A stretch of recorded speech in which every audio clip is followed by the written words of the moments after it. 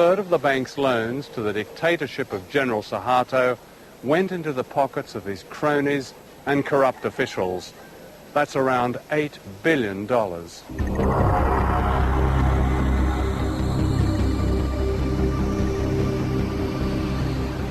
Globalization means that capital, big money, can be moved anywhere at any time without warning. In 1998, short-term capital was suddenly pulled out of Asia, crippling the miracle economy overnight.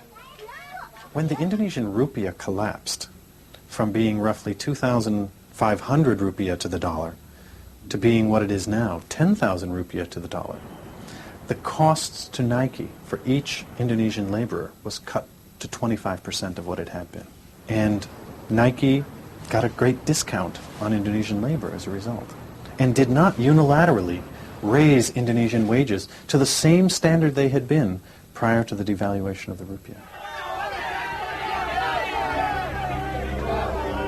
With the economy collapsed and Indonesia on the verge of revolution, Suharto was forced to step down, having already stolen an estimated $15 billion.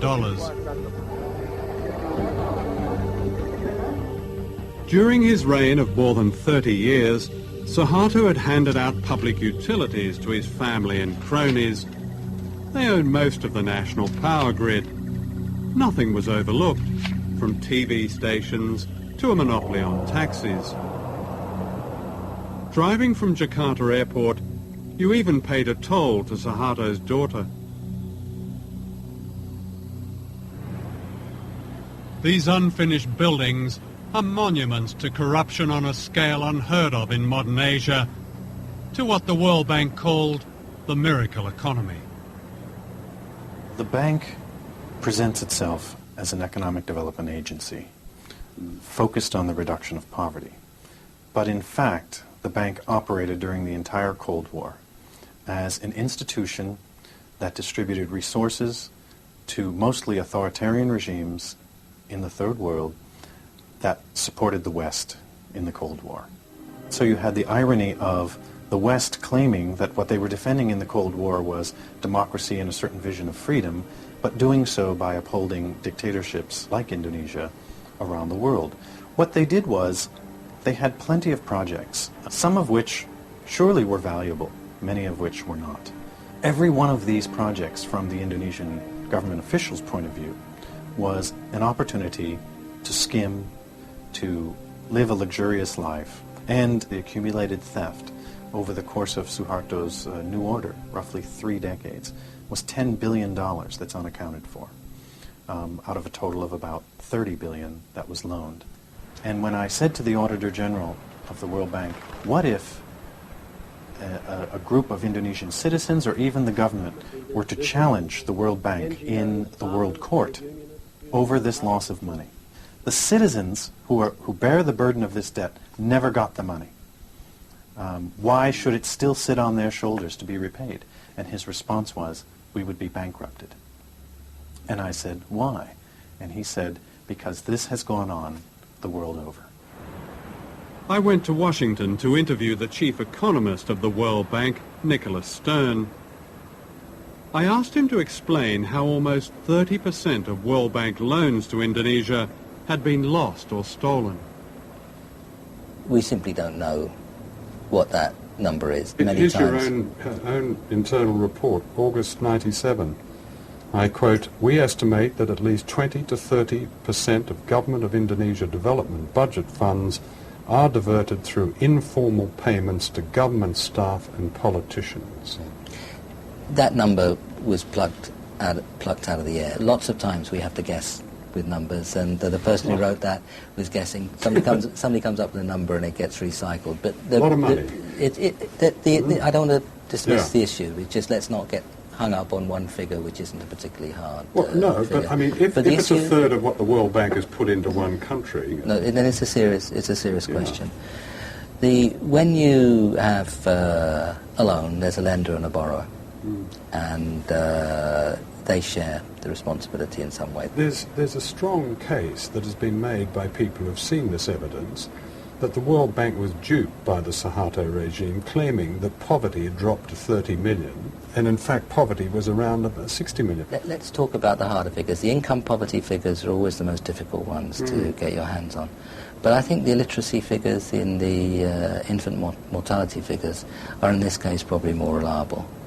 And there was some progress during that 30-year period, significant progress, I mean cutting illiteracy by half and so on.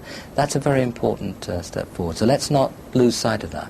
In 1997, the World Bank described the economy under Suharto in a famous report as absolutely dynamic, doing everything right, terrific, brilliant. You know, by that time, the whole Asian thing had already started to collapse. It wasn't until the following year that the World Bank, for the first time in 30 years, had anything to say about a regime that is guilty of mass murder. Why was there such a silence that seemed to a lot of people simply to be complicity with this murderous dictatorship? I think if we look back on our analysis of the economy and the politics at the time, we got a number of things wrong, and we have to understand that. We're going to get things wrong again.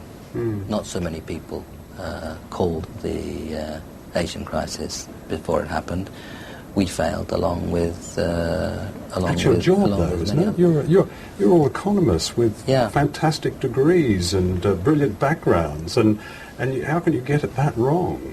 We're going to get it wrong some of the time. I think non-economists get it wrong a lot more often than economists. But this isn't a precise game, and there are going to be a number of occasions in the future where we get things wrong too. So globalization creates debts, and debts creates misery, creates unemployment, creates the crisis, creates privatization, a lot of states' enterprise being privatized. So people will have to pay more to have an access for instance, like health, education. So it's not natural. Debts is not natural. It's designed. So in effect, the money stolen by the Suharto family is being repaid. Yeah. By us, by the children.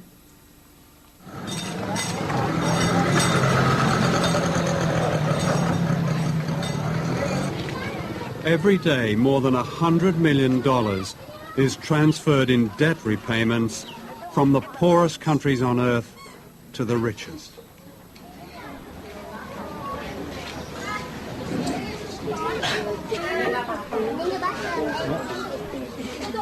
The poverty of families like this is paying off Indonesia's huge debt.